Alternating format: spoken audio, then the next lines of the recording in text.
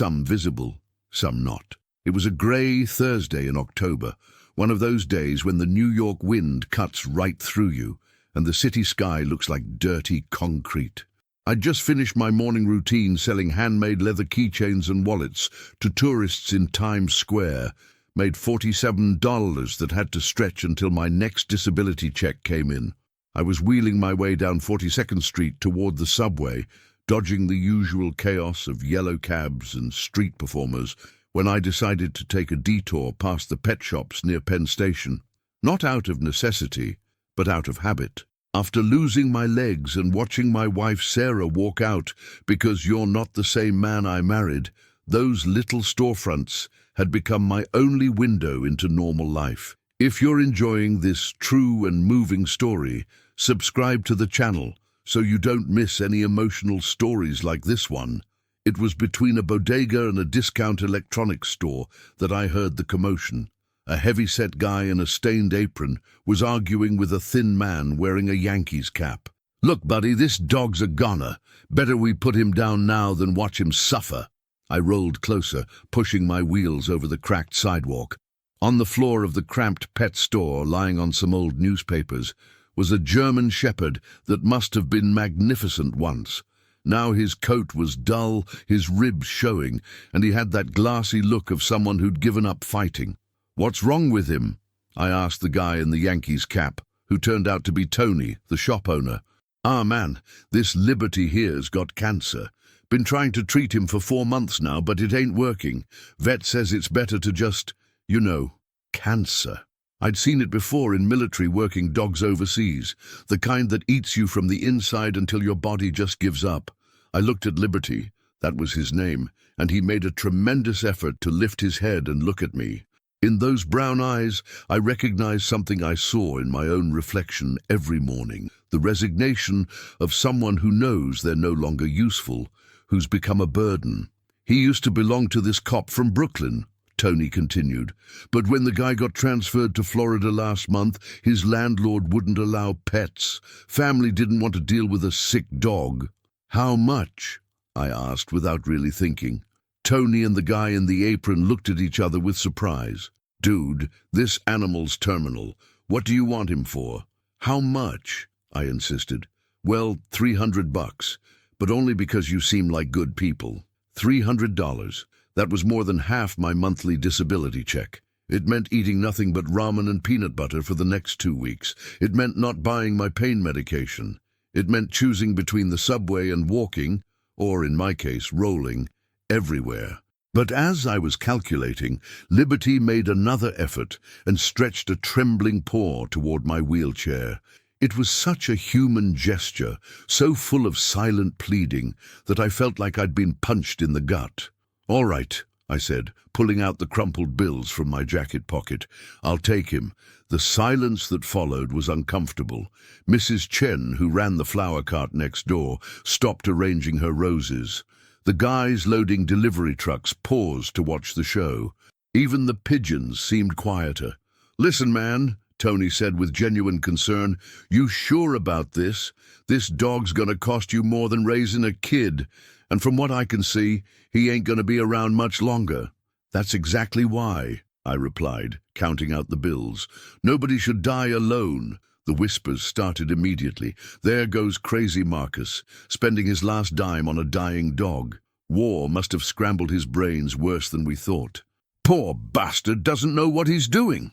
I got an old rope from Tony and tied it gently around Liberty's neck as a makeshift leash. He didn't resist, as if he understood this was his last chance. With tremendous effort, he managed to stand and stay upright, shaking. "Come on, Liberty," I said quietly. "Let's go home." Home was a studio apartment in Hell's Kitchen that I rented for $1,300 a month, all I could afford on my VA disability of $3,200.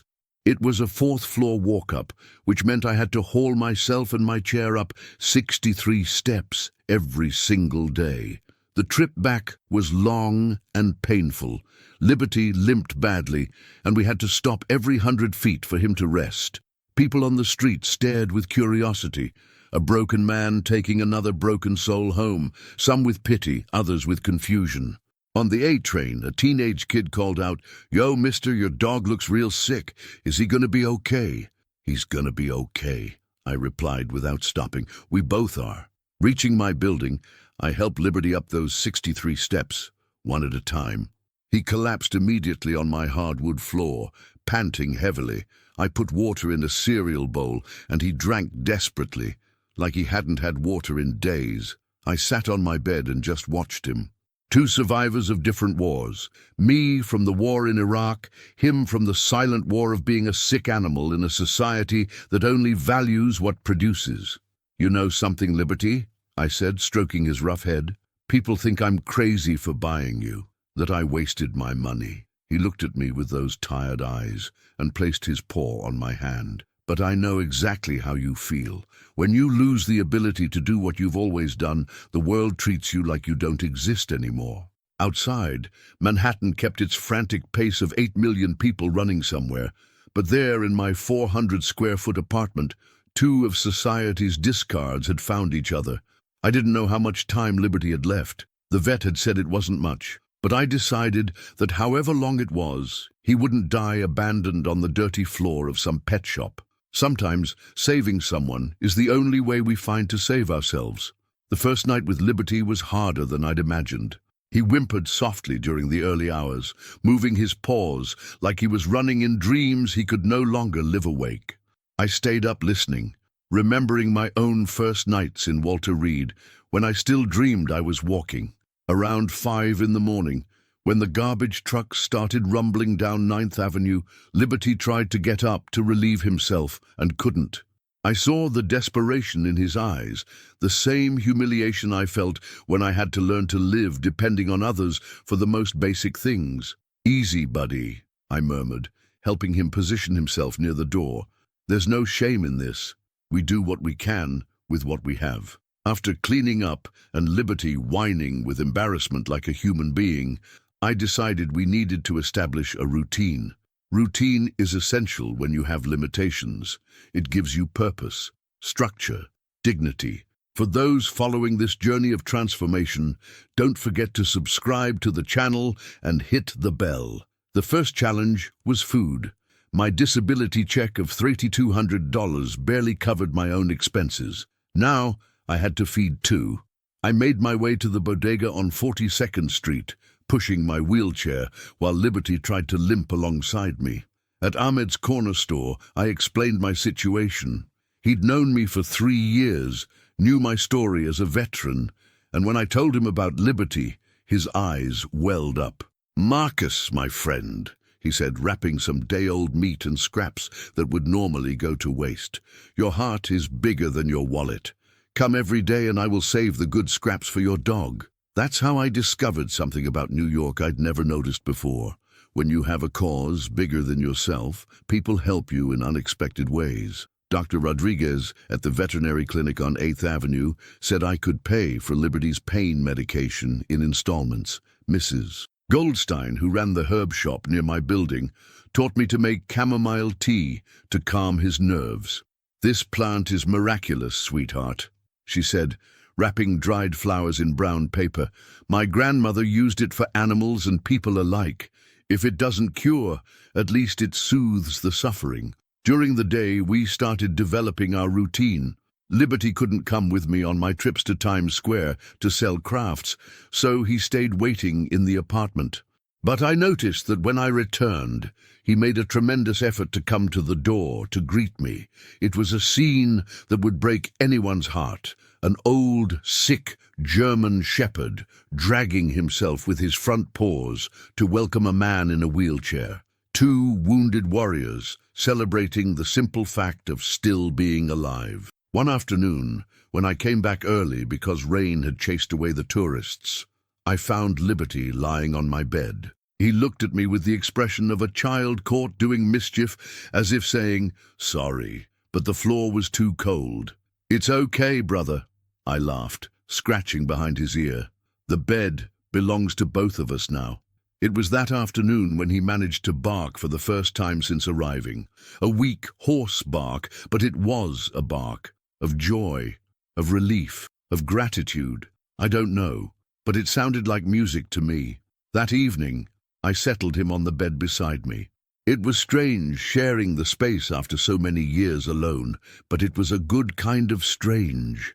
When I turned off the light, I felt the weight of his body settling against my numb leg. "You know, Liberty," I said in the darkness, "people think I'm crazy for spending my money on you. They think it was a waste." He made a low sound, as if agreeing that people didn't understand. "But they don't know what it's like to wake up every day with no one caring whether you woke up or not. They don't know what it's like to be treated like dead weight just because your body doesn't work like it used to." Liberty sighed and rested his head on my arm. "The truth is, I didn't buy you to save you. I bought you because I recognized in you what I see in the mirror every day, two survivors that society considers disposable.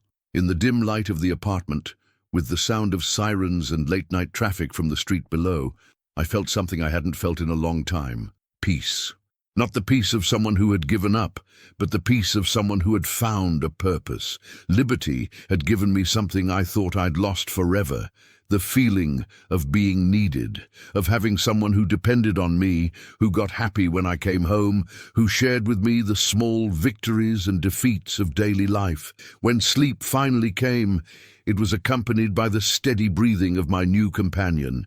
Two tired hearts beating in the same rhythm, two wounded souls finding comfort in each other. Outside, New York never slept under its neon lights and eternal noise, but in our small kingdom of 400 square feet, two of society's rejects had formed an unlikely family. And for the first time in 5 years, falling asleep didn't feel like an escape from reality, but like a well-deserved rest before facing a new day together. The second week with Liberty brought the first real challenges. He started having more intense pain episodes, especially in the early morning hours, when he would whine in a way that broke your heart. I stayed awake making warm compresses with water and salt for his joints, remembering how the nurses at Walter Reed used to treat my pressure sores from being bedridden so long. "Hold on, warrior," I whispered, gently massaging his hind legs. "Pain is temporary, but giving up is forever." The worst part was the looks of pity and incomprehension we got on the street. When we passed through Bryant Park, me pushing my chair slowly and Liberty limping beside me, people whispered like we were some kind of sad spectacle. "Poor things, two cripples taking care of each other," I heard a woman comment to her friend. That made my blood boil. I stopped my chair and turned toward her. "Lady, crippled is someone who has a heartless soul. We're survivors here." But the woman looked flustered and hurried away, but her words kept hammering in my head. That's how the world saw us, as objects of pity, not as people with dignity and worth. If this reconstruction journey is moving you, give it a thumbs up and subscribe to the channel for more real stories. It was on one of those difficult afternoons that I met Dr. Sarah Chen. She was treating other street animals at a city-sponsored clinic in Madison Square Park, and when she saw Liberty, she asked to examine him. "Marcus," she said after feeling Liberty's abdomen, "I'm going to be honest with you. The cancer has spread.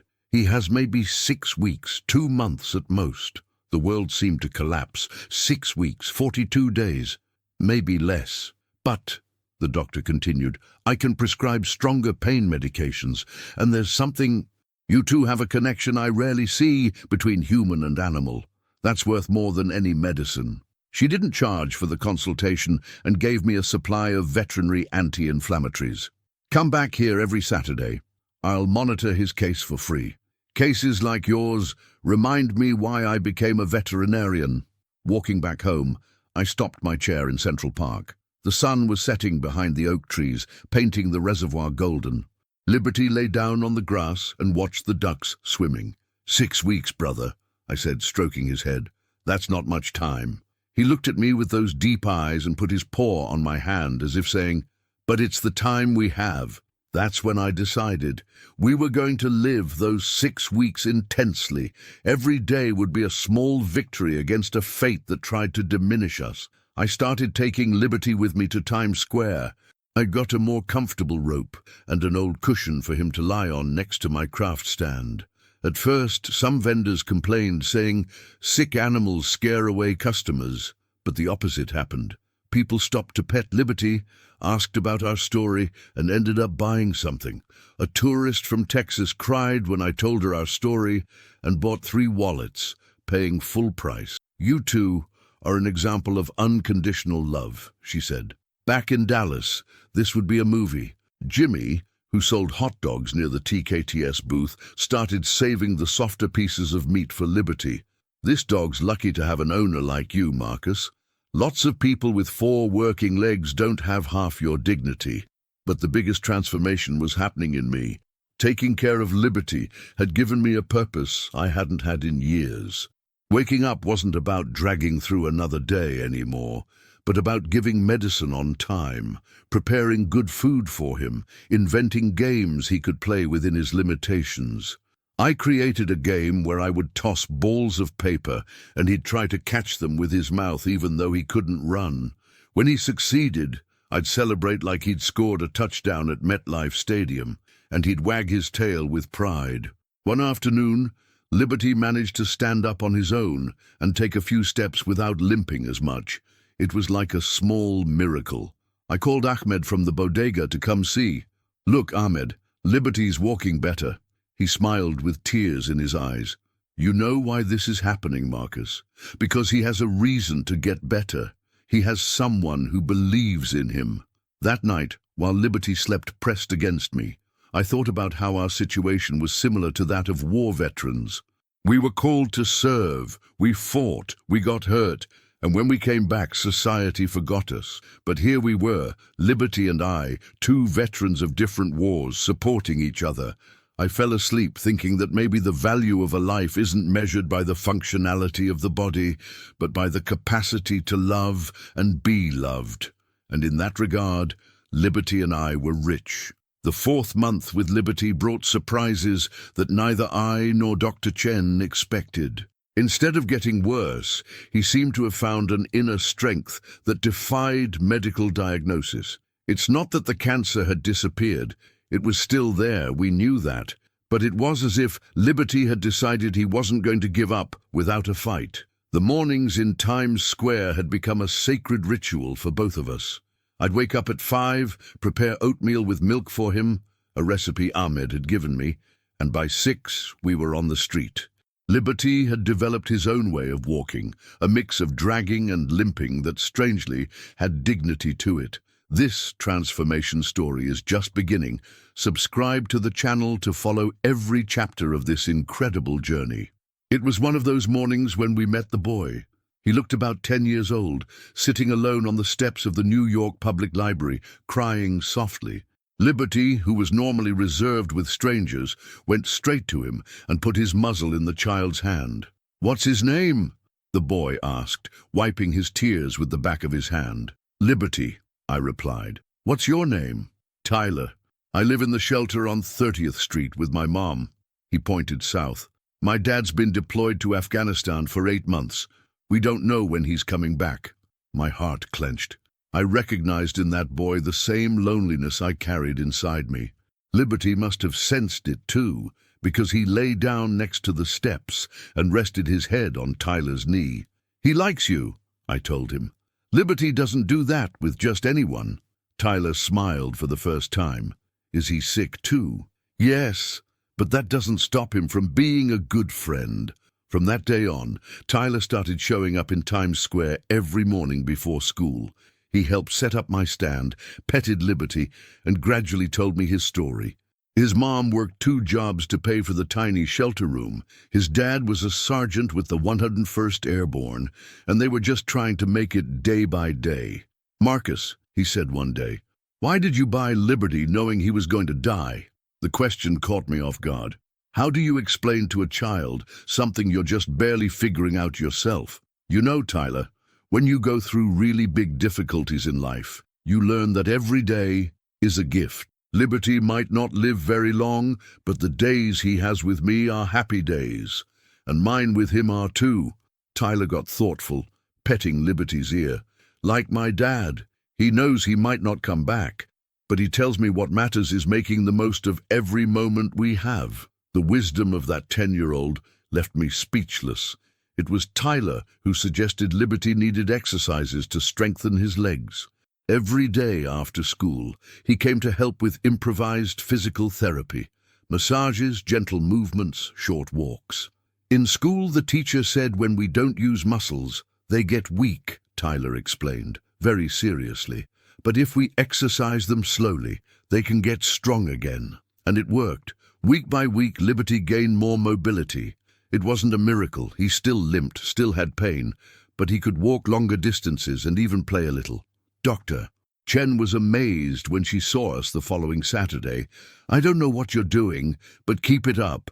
Liberty is defying all medical logic. It's love, doctor, Tyler said with a child's simplicity. My dad says love heals more than medicine. During that period, our little family of 3, a disabled veteran, a sick dog, and a boy whose father was at war, became a kind of attraction in Times Square. Not in a morbid curiosity way, but as an example that life finds a way to be beautiful even in the most difficult circumstances. Carlos from the pretzel cart made it a habit to save the softer pieces for Tyler to take to his mum.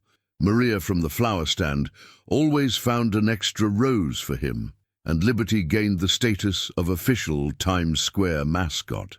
That dog over there is special, I heard a tourist comment to another. Look how he takes care of his owner. It was true. Liberty had developed an instinctive protection toward me. When someone approached my wheelchair too abruptly, he positioned himself in front, not aggressively, but alert. It was like 2 survivors had decided to take care of each other. One afternoon, a well-dressed man stopped at our stand and stared at Liberty for a long time. Is this German Shepherd for sale? He asked. Tyler, who was playing with Liberty, stopped immediately. No, sir, I replied firmly. Liberty is not for sale. I'll pay well, $3,000. $3,000 was almost a year of what I made selling crafts. It could solve a lot of problems. But I looked at Liberty, who was watching me with absolute trust, and at Tyler, who was protectively holding the makeshift leash. Sir, Liberty has no price. He's family. The man insisted, offered more money, but I held firm. When he left, Tyler hugged me. Thanks for not selling Liberty, Marcus. Never, kid. You don't sell family. That night, with Liberty sleeping between Tyler and me, he sometimes stayed over when his mom worked late shifts. I thought about how curious life is. I thought I was saving a sick dog, but I'd actually gained a family.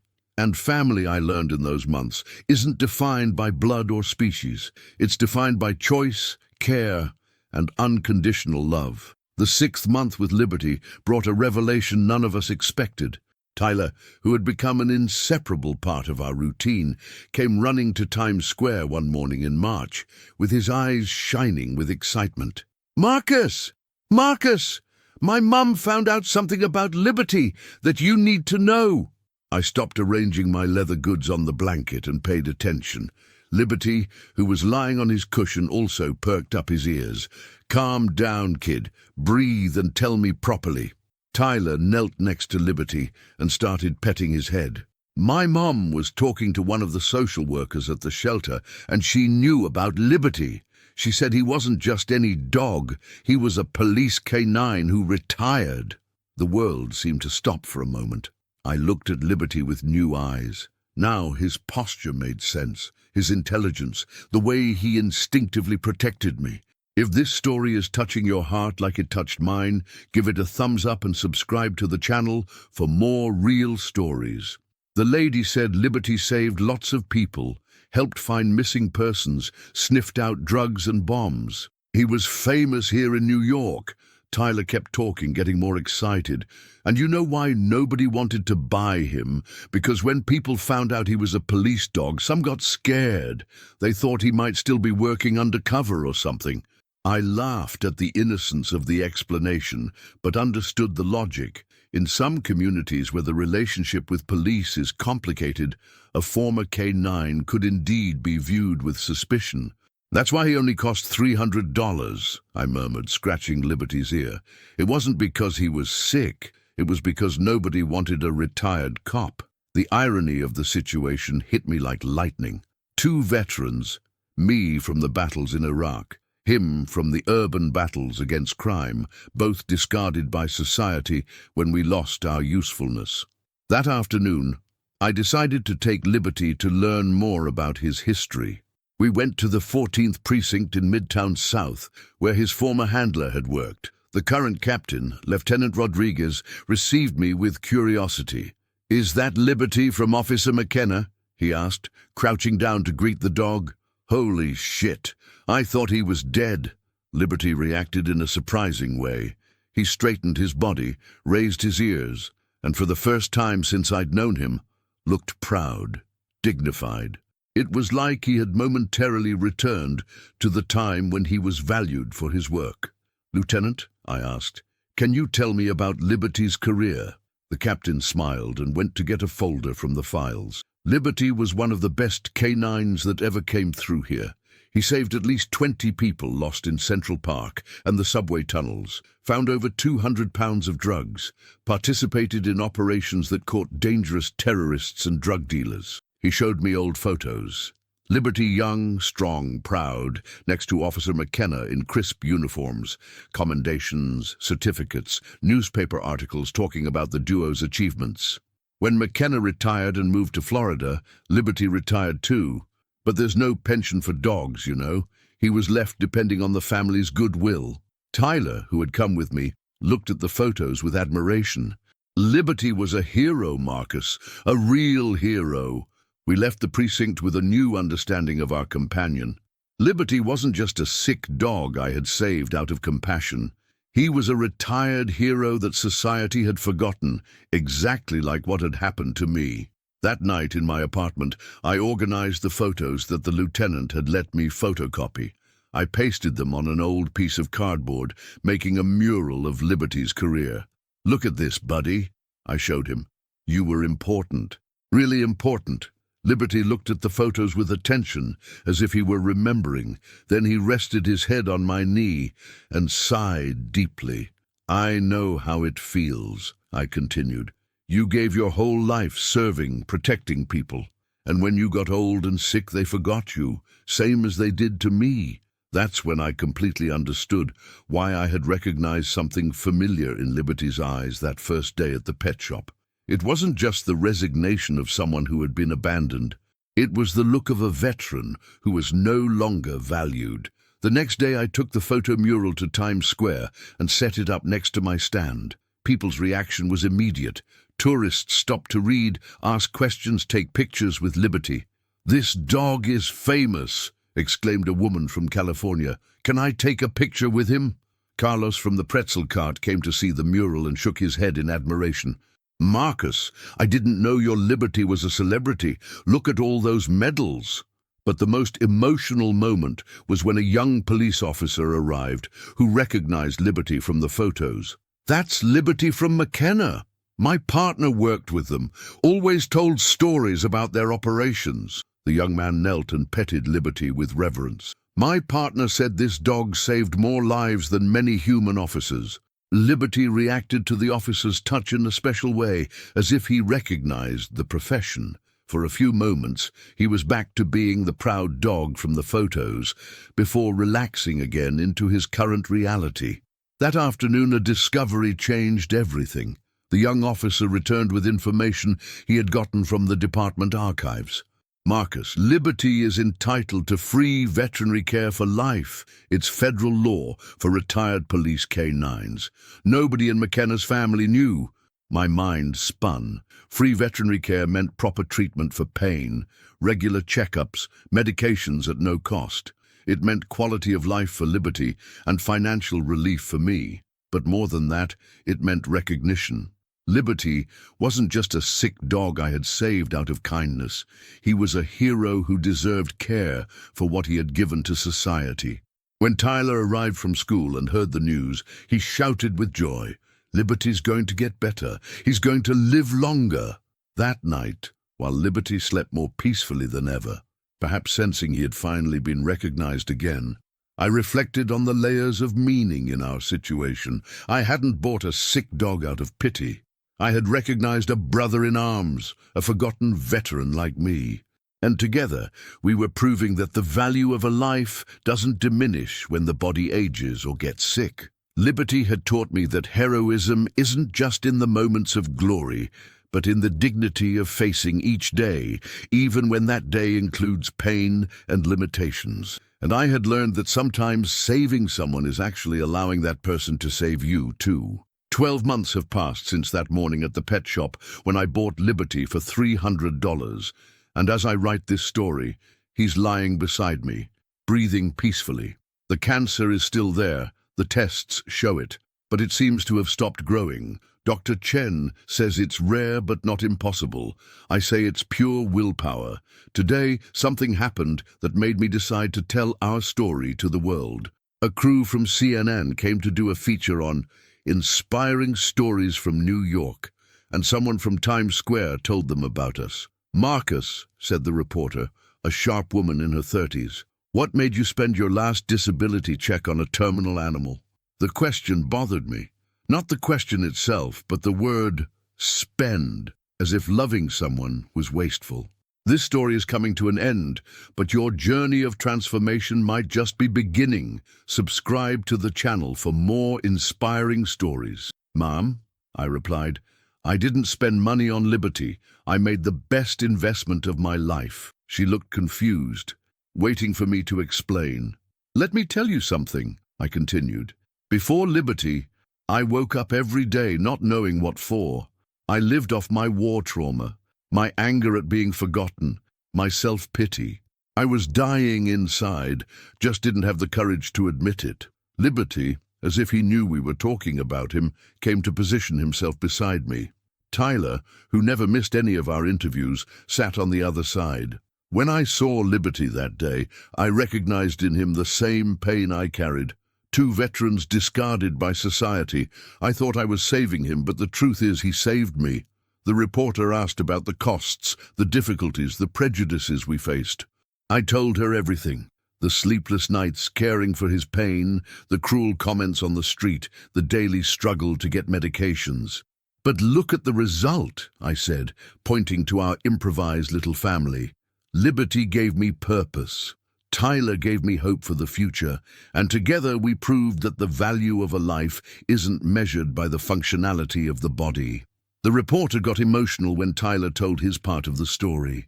"Liberty and Marcus taught me that family isn't who you're born with, it's who chooses to stay with you," the boy said, with the wisdom of his 11 years. After the crew left, the three of us stayed in Times Square watching the afternoon bustle. Liberty was having a good day. He even managed to walk to the fountain to drink water. "Marcus," Tyler said, "when I grow up, I want to work helping abandoned animals, like Dr. Chen." "And I'll help you," I replied. "We can set up a little corner here in Times Square to care for street animals." Liberty wagged his tail as if approving the plan. That's when I realized the real miracle of our story. It wasn't the fact that Liberty had lived beyond the time doctors gave him. It wasn't the free medication or the belated recognition of his service as a police K9. The miracle was the transformation that had happened in all of us. Liberty had recovered his dignity. He was no longer a discarded animal, but a retired hero receiving the respect he deserved. Tyler had found a new family after his father's deployment separated them. He had learned that love and care heal wounds that no medicine can reach. And I had discovered I still had value, that my physical limitations didn't diminish my capacity to love, protect, and make a difference in someone's life. For those following this incredible transformation, don't forget to subscribe to the channel and share this story. That night, in my apartment, while Liberty slept between Tyler and me, his mom had given permission for weekend sleepovers. I reflected on the judgments we received at the beginning. "Crazy," they said. "Waste of money," they commented.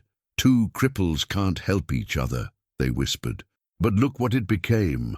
A family built on the foundation of mutual compassion, respect for each other's limitations, and the certainty that every living being deserves dignity until their last day. Liberty taught me that heroism isn't just in the moments of glory that make it into newspaper photos.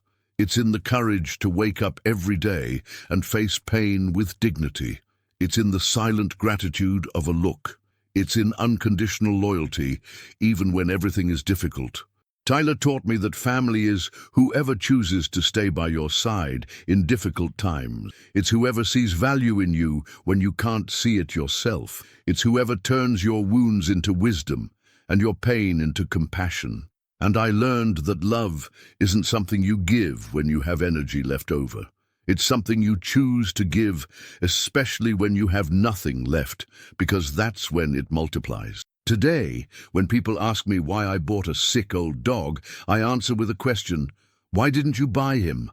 Their answer always reveals more about them than about me. This transformation was only possible because someone chose to see value where others saw waste. If this story touched you, subscribe and share it with someone who needs to know that every living being has worth. Liberty is still with me as I write these final words. I don't know how much more time we'll have together. None of us knows, really. But I know every day will be lived with intensity, gratitude, and love, because I learned that the true miracle isn't living a long time. It's living fully the time you have, surrounded by those who love you for what you are, not what you produce. In Times Square, among the smell of hot dogs and exhaust fumes, between the street performers and the noise of traffic, 3 survivors built a family based on a simple truth. Nobody is disposable when there's someone willing to see their value. And that, maybe, is the greatest lesson Liberty, Tyler, and I can leave for the world. Love doesn't ask about functionality. It asks about heart. And we 3, fortunately, had enormous hearts, even though they were wounded. Thank you for following our story. If it touched your heart, subscribe and share it with someone who needs to know there are always reasons not to give up.